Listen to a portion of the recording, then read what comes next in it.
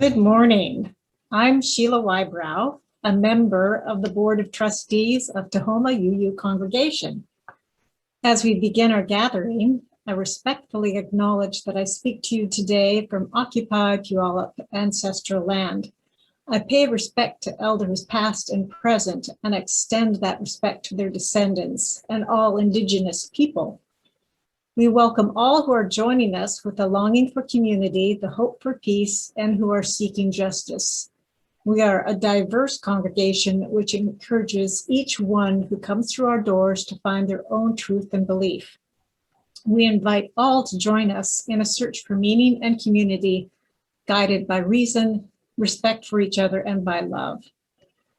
In this virtual platform, we have the opportunity to welcome guests from outside our traditional geographic area. So we have visitors from across the country and across the globe. So a special welcome to our new friends and returning friends from near and far away. I invite you to follow us on Facebook and Twitter. Links to the video version of this service will be posted there this week, as well as on our website. You can find all of our program announcements this week in our e-news and listed on our church calendar. And here are some of the highlights. Following worship service today at 11:30, children are invited to Kids Chapel with Nancy Slocum, our Director of Religious Exploration for Children and Youth. In February, our congregation affirmed our participation in the Safe Parking Network, where folks who are living in their cars can be offered a place to park in our parking lot overnight. Over the last few weeks, several members of our congregation have been preparing the parking area, receiving a portable toilet, and installing a portable hand washing station. I've been trained myself on helping with this site, and so doing things like checking to make sure there's adequate soap and hand sanitizer, refilling the hand washing station, all of which will take a grand total of 1 hour of my time. So time very well spent. Members and pledging members, please remember to turn in your pledge forms either online on our website or on paper using the form members should have received in the mail. We are currently at 68% of our goal with 196,248 pledged towards our goal of $288,205. Anyone is welcome to become a pledging friend. If you are interested in membership, please email Reverend Linda at minister@tahomauu.com. Many of you know that Reverend Linda is planning to take an overdue and well-deserved sabbatical this summer and into early fall this year. In preparation for her sabbatical, plan to join our sabbatical committee and Reverend Linda for discussion about what the sabbatical offers for Reverend Linda and what it offers for our congregation during her sabbatical. During Reverend Linda's sabbatical, one of our congregational connections will include working again with Joe Rettmeyer. Also during the summer months, we'll be joining for online worship services with Saltwater UU Church in Des Moines and Northlake UU Church in Kirkland with worship leadership participation from each congregation. To learn more, join one or both sessions at noon on either Sunday, May 9th or Sunday, May 23rd. This week, Reverend Linda gets her second Moderna shot on Thursday. Airing on the side of caution, next Sunday, May 2nd, will be a greatest hits sermon from the last year that is worth hearing again.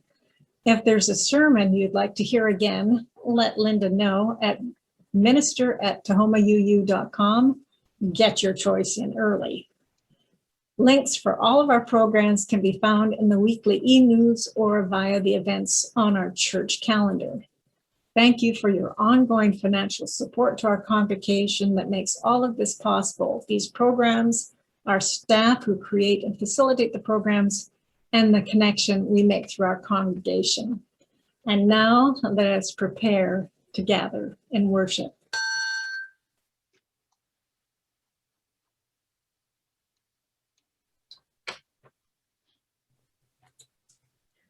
Morning, friends. Our opening words today are from Margaret Weiss. Come into this time with your whole self, the parts that are raw and exposed, the part that is beaming with joy, the part that is seeking new truth, the possibility.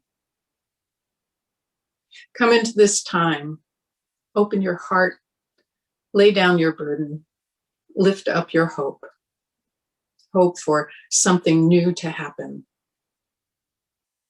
Come into this time with fellow travelers on this journey, some new companions perhaps, others familiar, and all welcoming you here now to this moment.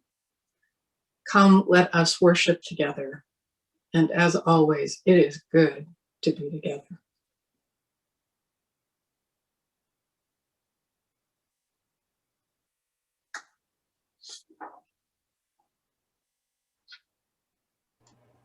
If you have a chalice at home, please join us in the lighting of the chalice. The words are in the chat. We light this chalice in deep respect for the mystery and the holiness of life, in honor and gratitude for those who have gone before, with love and compassion for those who dwell among us, and with hope and faith for the generations to come. Good morning, everyone. My name is Nancy Slocum, and I am the Director of Religious Exploration for Children and Youth here at Tahoma UU Congregation. It is a lovely morning to be here. This is our time for all ages, a time when we typically have kids come up towards the front of the sanctuary for a story. So I invite you all to come close to your computers and devices. So this week we had Earth Day. Did any of you celebrate Earth Day? Did any of you do anything special for Earth Day? You may have done something in school. You may have done something at home with your families. Earth Day has been around for a little over 50 years. And it was created as a way to draw our attention to the earth and for our need to take care of it. Because you see, quite frankly, we people have not always done and still don't always do a very good job taking care of our earth. We have cut down lots of the forests. We've caused pollution that poisons our air, that poisons our soil, that poisons our water. And we take things from the land, take things from the earth without even thinking about what the effect of that will be going forward and what kind of damage that might cause. We have not always been good to the earth, some of us. So Earth Day is a reminder that we need to pay attention to all that's on our earth, all of the people, all of the animals, all of the plants, the water, the earth, the sky. We often think about Earth Day as a reminder to clean up the messes we've made. We go out and we pick up litter, we clean up polluted areas. But it can also be a good reminder for us not to create more messes, to think about how we want to live lightly on our earth. You know, when we talk about living lightly on the earth, if you think about walking through a kind of muddy area, if you stomp hard on it with your foot, it's going to leave a big footprint. And if you walk lightly, it doesn't leave as big of a footprint. And we want to try to make it so that we don't take a lot. We don't leave a lot of ourselves behind as we move through our lives. We want to live lightly. And thinking about Earth Day, I'm always reminded about a story of the creation of the world that comes from the Iroquois Nation. So the Iroquois are people, indigenous people, Native Americans who live in northern New York or upstate New York and in Canada, in Ontario and in Quebec, the provinces of Ontario and Quebec. But they lived there long before we had a state of New York and long before there were provinces of Ontario and Quebec. And it's the area where I grew up. So I grew up hearing some of the Iroquois stories. And the Iroquois is not just one tribe of Indians, it's actually a group of several different tribes who formed a confederation, or they formed this group together to work for peaceful relations. And this story is about how the world was created. So long before the world was created, there was an island floating in the sky upon which the sky people lived. They lived quietly and they lived happily. No one ever died or was born or experienced sadness.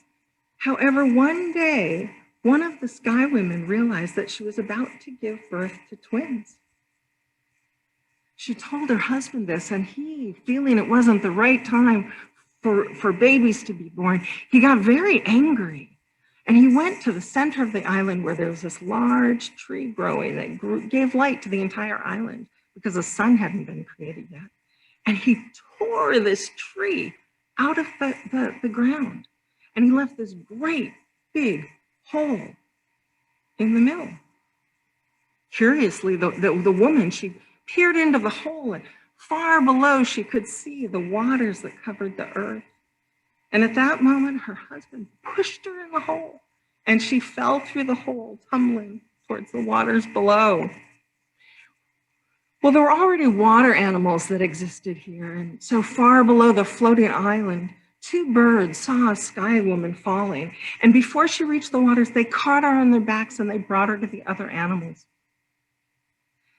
Determined to help the woman, they dove into the water to get mud from the bottom of the seas. One after another, the animals tried and tried and tried, and they kept failing. And finally, little Toad tried, and when he reappeared, his mouth was full of mud. The animals took it and spread it on the back of Big Turtle.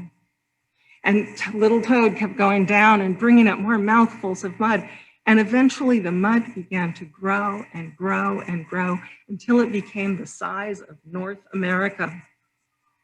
Then the woman stepped on the land, and she sprinkled dust into the air, and she created stars, and then she created the sun and the moon. Sky Woman gave birth to twin sons. She named one Sapling, and he grew up to be kind and gentle, and she named the other one Flint, and his heart was as cold as his name.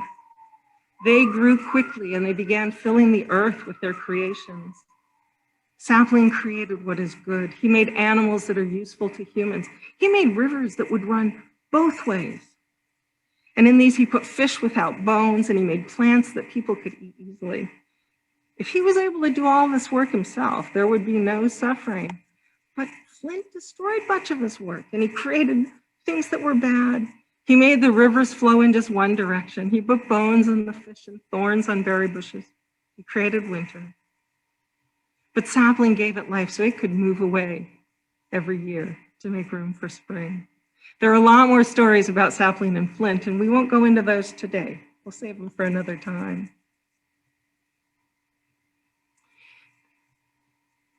With this story, we're reminded about the interdependence about people and animals. You know, we talk here a lot about the interdependent web of all existence, the way we're all connected, not just to other people, but to the animals, to all the plants, the water of the rivers, the streams, the lakes, the mountains, the rocks, even the air we breathe.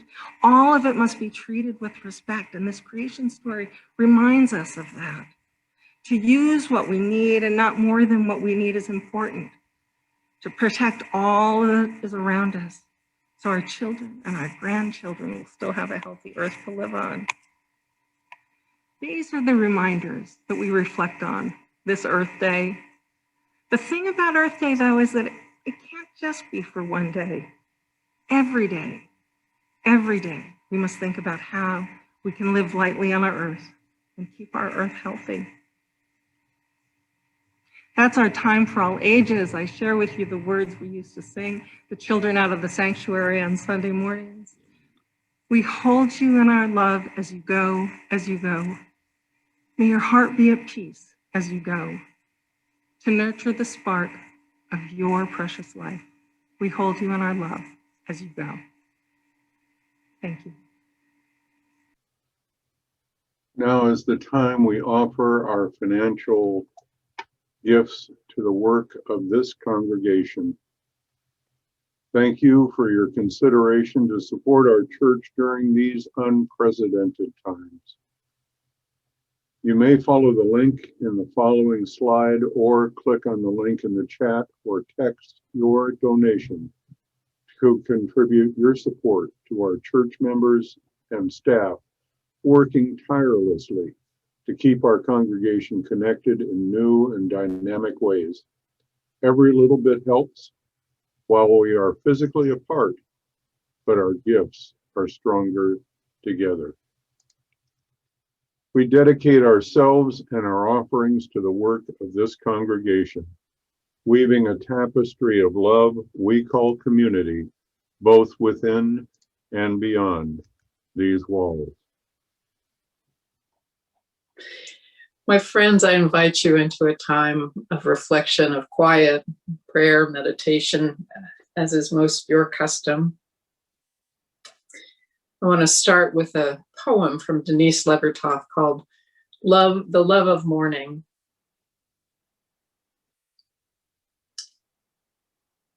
It is hard sometimes to drag ourselves back to the love of morning after we've lain in the dark, crying out, "Oh God, save us from the horror." Yet God has saved the world for one more day, even with its leaden burden of human evil.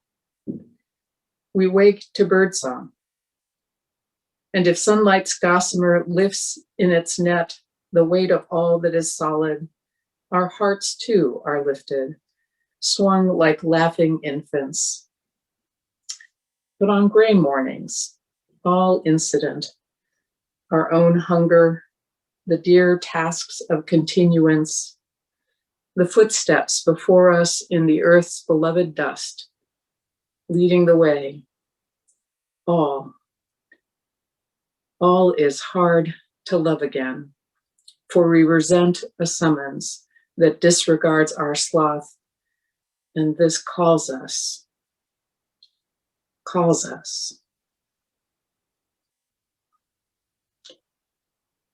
In the presence of that which breaks our hearts, let us affirm again that we are called to wholeness and to health. In the presence of that which is leaden, which drags us from our birthright of song and joy, let us affirm the possibilities that life offers, the blessings of rain and sun, and all the goodness that calls us if we stop and listen. Let us pause in stillness this morning.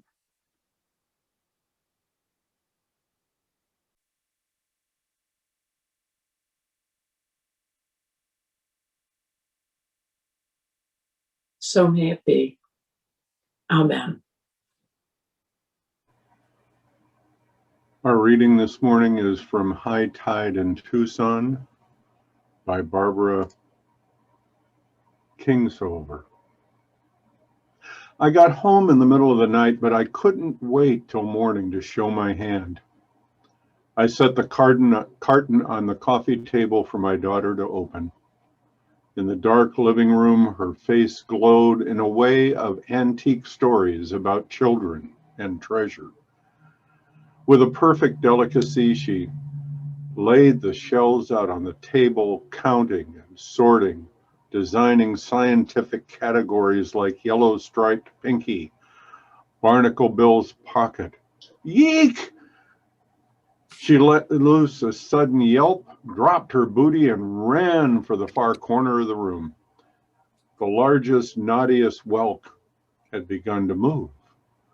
First, it extended one long red talon of leg, tap, tap, tapping like a blind man's cane.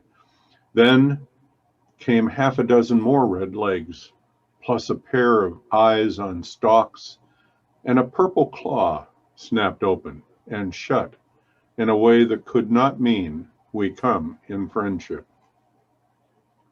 Who could blame this creature? It had fallen asleep in the sound of the Caribbean tide and awakened on a coffee table in Tucson, Arizona. where the nearest standing water source of any account was the municipal sewage treatment plant. With wet red legs, stiletto legs splayed in all directions, it lunged and jerked its huge shell this way and that, reminding me of the scene I make whenever I move to rearrange the living room sofa by myself. Then, while we watched in stunned reverence, the strange beast found its bearings and began to revel a determined crabby grace. It felt its way to the edge of the table, eased itself over, not falling and banging onto the floor, but hanging, suspended underneath, with a long grasp of its ice-tong legs, lifting any 2 or 3 at a time, while many others held him in place. In this remarkable fashion, it scrambled around the underside of the table's rim, swift and sure and fearless, like a rock climber's dream.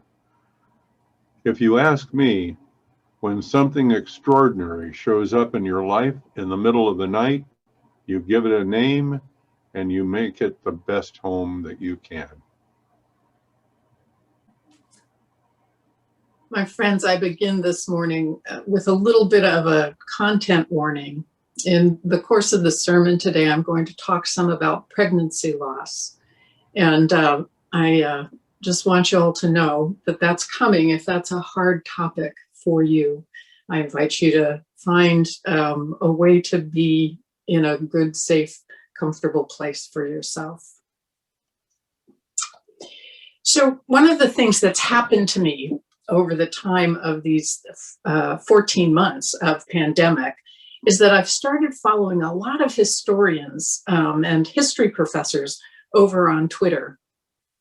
The one who goes by the handle, the Tattooed Prof, I've found especially interesting in so many ways. One of the things that's funny about him is that he and Dinesh D'Souza have an ongoing battle that lifts its head up occasionally and falls back down.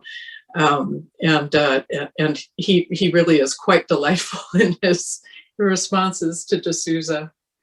He's the director of the Center for Excellence in Teaching and Learning, and professor of history at Grandview University in Des Moines, Iowa.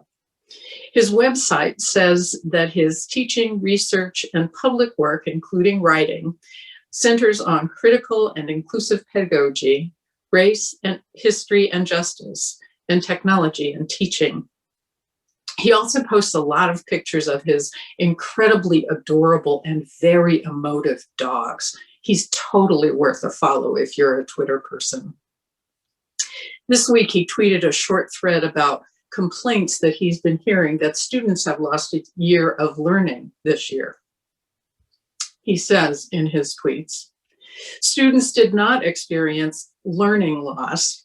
Students absolutely learned during COVID how to navigate new and shifting learning environments, persisting when all society's institutions failed them, responding to adversity, and so on. The learning loss framework simply amplifies already existing inequalities in K-12 learning and reinforces the deficit model of higher ed, where we all talk about what our students can't do as opposed to what they can. Curricula were disrupted. Learning, though, did not stop. He adds this PS. Yes, students missed specific things in specific subjects, but content coverage does not equal learning. When we say covering content, remember that describes what the teachers are doing. Where did it go? Not the students. Learning is not simply being in the same space as someone who is covering things. Well, he is speaking about students in particular. I think there are lessons out of this that apply across all of our experiences during these last 14 or 15 months. We've been learning things. We've been living our lives. It's not lost time, though it feels like that a lot of the time. You know, I start talking about getting back to normal a lot lately, especially with my second vaccination shot coming up this week. I talk about being able to hang out with friends or to be in coffee shops or, goodness sakes, a restaurant.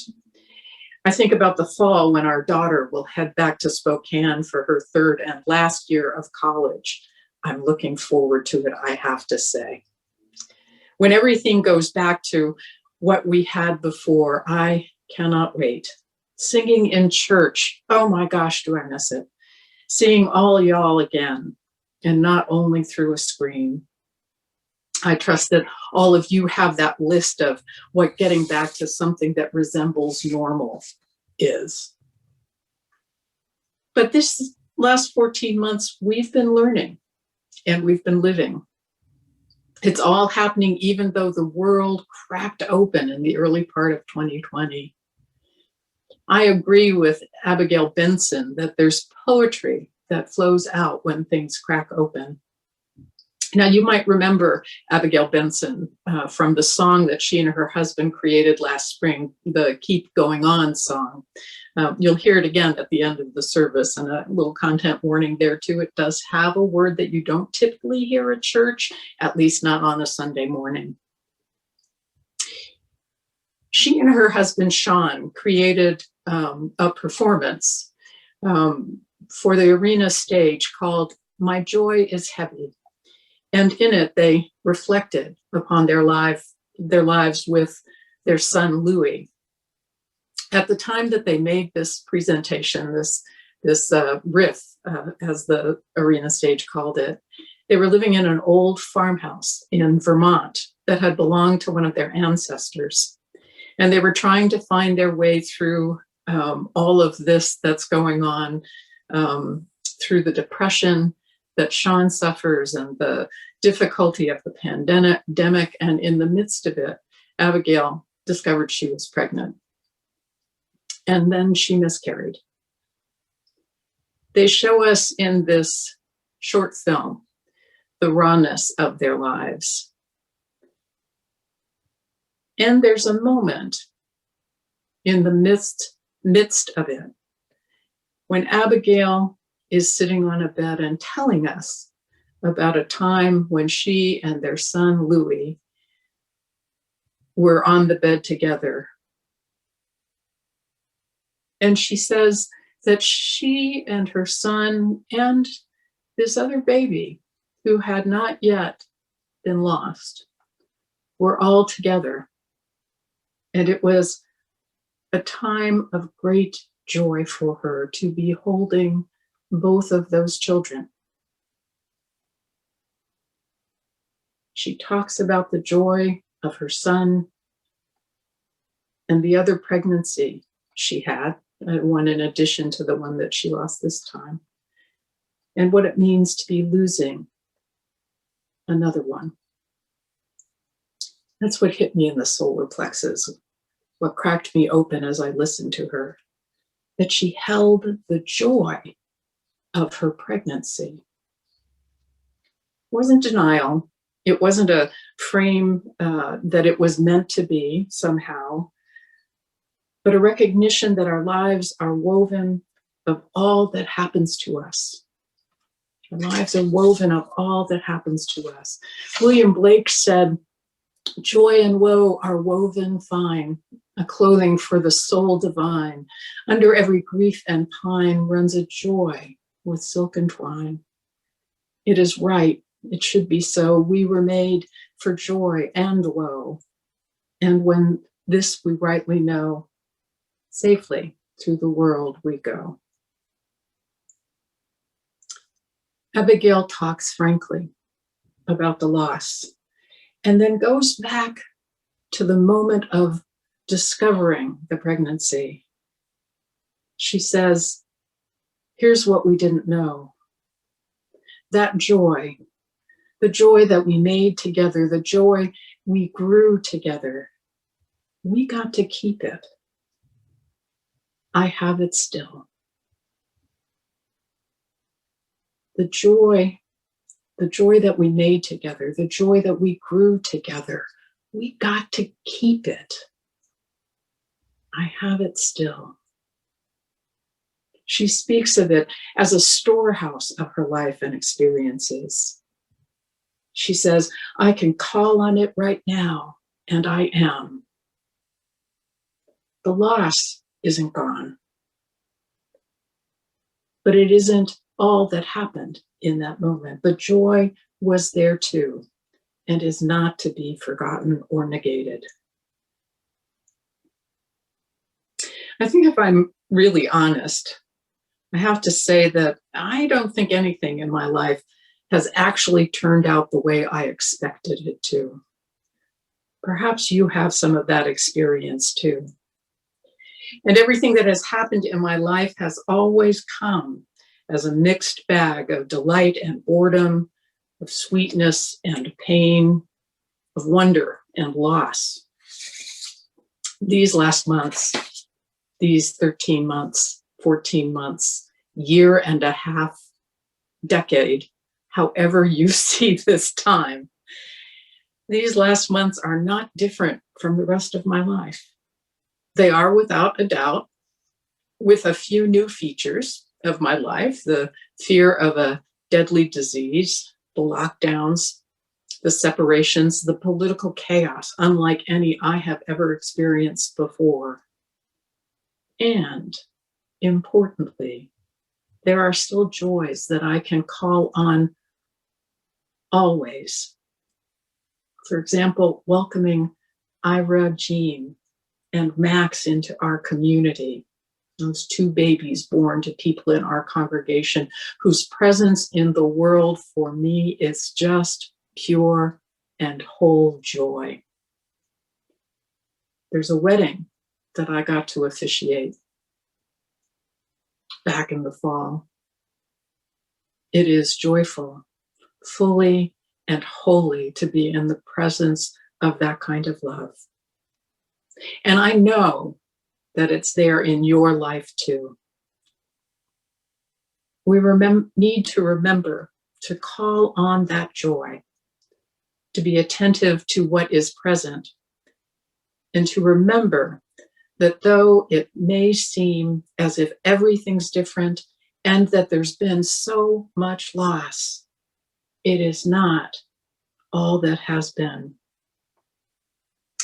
Barbara Kingsolver, in telling the story of the hermit crab that found itself transported from the Caribbean to land in of all places in Tucson,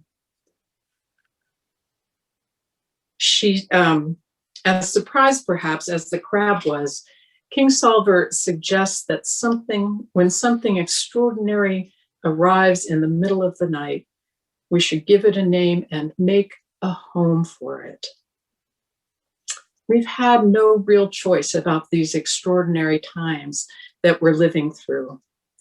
And as we begin to peer the possibility of the end of this particular passage, notice all of the modifiers there. We're not there yet, but we can start to see it, I think. We need to find a name for this time. I invite you to think of this time that we've been through, not only as the losses, but as the time of learning and being and changing that we've been through too. And think of what we could name this extraordinary time of living and loving, of joy and of sorrow, like every other time we've ever lived. So may it be. Amen.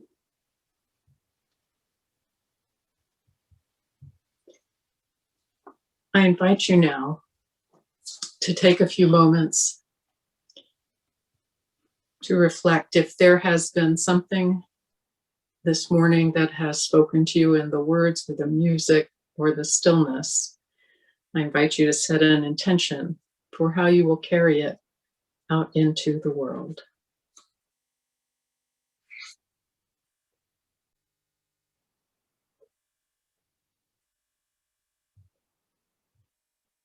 So may it be.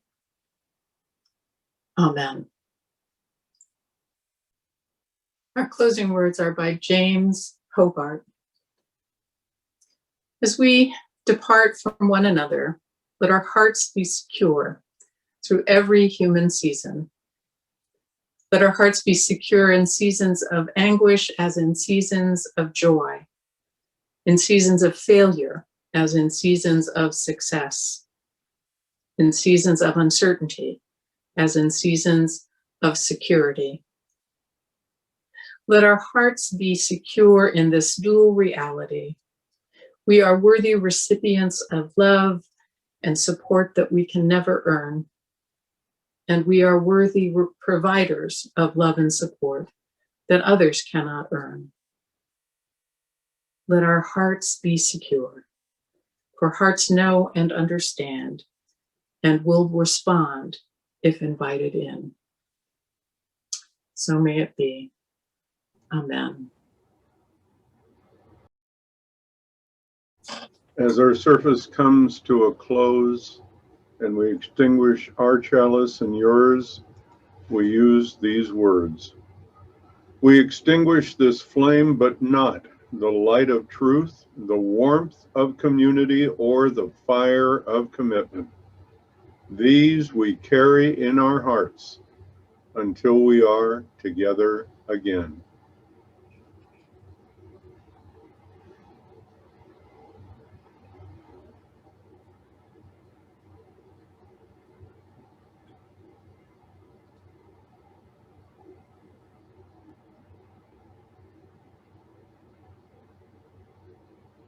From you I receive, to you I give. Together we share, and by this we live. From you I receive, to you I give. Together we share, and by this